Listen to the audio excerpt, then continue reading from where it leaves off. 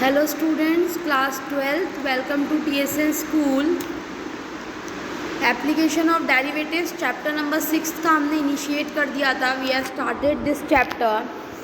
सो इसमें हमने क्या देखा था कि हम डेरिवेटिव्स की एप्लीकेशंस पढ़ेंगे ना.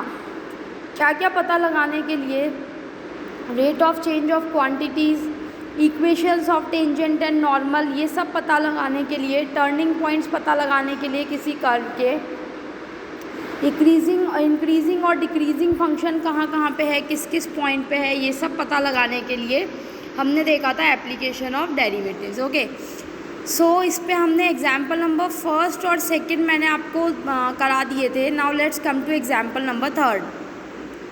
A stone is dropped into a quiet lake and waves move in a circle. है ना. अब जैसे इसमें जो जो इम्पोर्टेंट है, जैसे वेव्स जो है वो किस में मूव कर रही है, सर्किल में, at a speed of 4 centimetre per second. यानी किस स्पीड से मूव कर रही है वेव्स, 4 सेंटीमीटर पर सेकेंड की स्पीड से.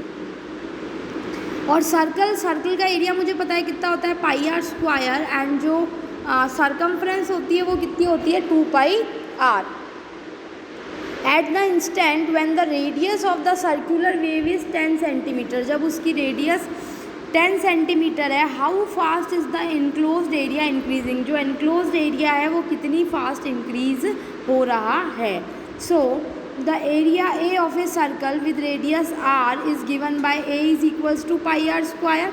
Therefore the rate of change of area A with respect to time t is, rate of change of area A क्या होगा, d A upon d t is equals to d upon d t of pi r square.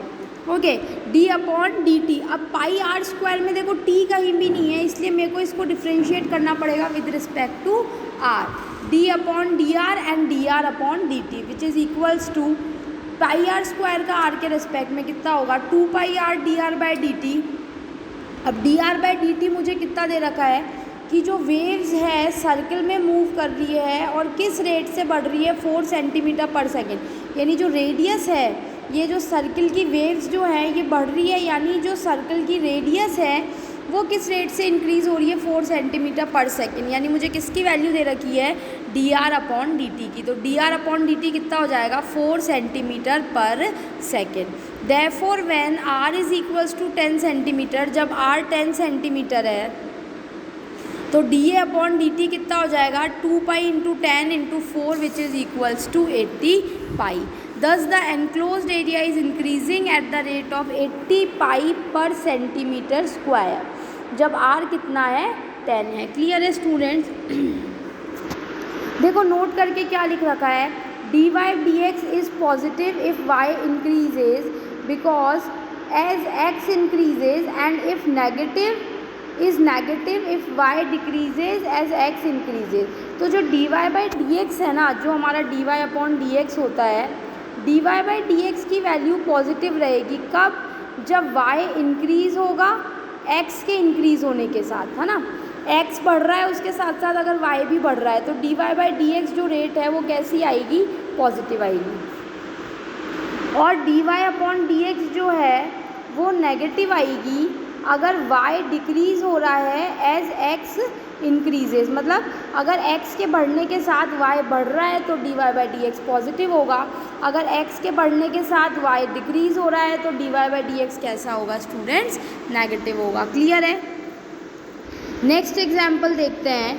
The length x of a rectangle is decreasing at the rate of 3 centimetre per minute. 3 centimetre per minute के हिसाब से जो length है rectangle की वो decrease हो रही है, और विड्थ जो है वो इंक्रीज़ हो रही है ना. विड्थ इंक्रीज़ हो रही है 2 सेंटीमीटर पर मिनट. जब x 10 सेंटीमीटर है और y 6 सेंटीमीटर है, मेरे को रेट ऑफ चेंज निकालना है पेरीमीटर और एरिया ऑफ रेक्टेंगल. तो since the length is decreasing और विड्थ क्या हो रही है, इंक्रीज़ हो रही है, इसका मतलब d x upon d t तो क्या हो जाएगा, negative, and d y by d t क्या हो जाएगा, पॉजिटिव. क्योंकि x डिक्रीज़ हो रहा है तो वो नेगेटिव और जो इंक्रीज़ हो रहा है वो पॉजिटिव.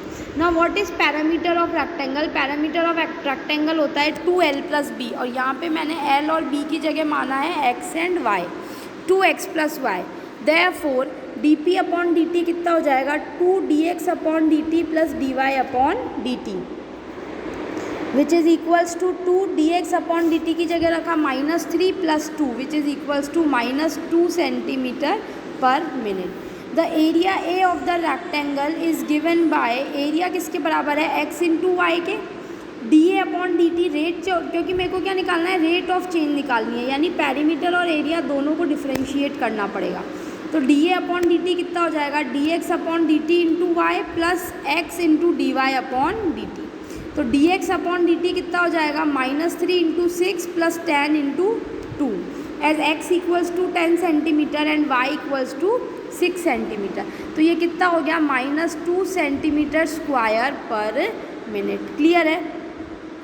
इसी तरह से अगर हम एग्जाम्पल नंबर 5 की बात करते हैं, एग्जाम्पल नंबर 5 क्या कह रहा है, the total cost in rupees associated with the production of x units of an item. किसी आइटम की x यूनिट बन रही है, उसकी टोटल कॉस्ट हमको दे रखी है, हमको मार्जिनल कॉस्ट निकालनी है जब 3 यूनिट्स प्रोड्यूस हुई हैं, where by marginal cost we mean the instantaneous rate of change of total cost at any level of output. तो मार्जिनल कॉस्ट हमको निकालनी है। क्लियर है। सिंस मार्जिनल कॉस्ट क्या होती है, rate of change of total cost, है ना, यानी ये जो सी दे रखा है इसका अगर मैं d c upon d x कर लूँ, क्योंकि ये एक्स जो भी वेरिएबल है उसी वेरिएबल के रिस्पेक्ट में हम जहाँ तक होता है उसी वेरिएबल के रिस्पेक्ट में डिफ्रेंशिएट करते हैं। तो मार्जिनल कॉस्ट क्या हो जाएगी, rate of change of total cost with respect to the output. तो मार्जिनल कॉस्ट हो जाएगी d c upon d x which is equals to 0.005 into 3x square minus 0.02 into 2x plus 30। तो जब x की value कितनी दे रखी है 3, तो मार्जिनल कॉस्ट हो जाएगी 30.015। Hence the required marginal cost is ₹30.02 nearly.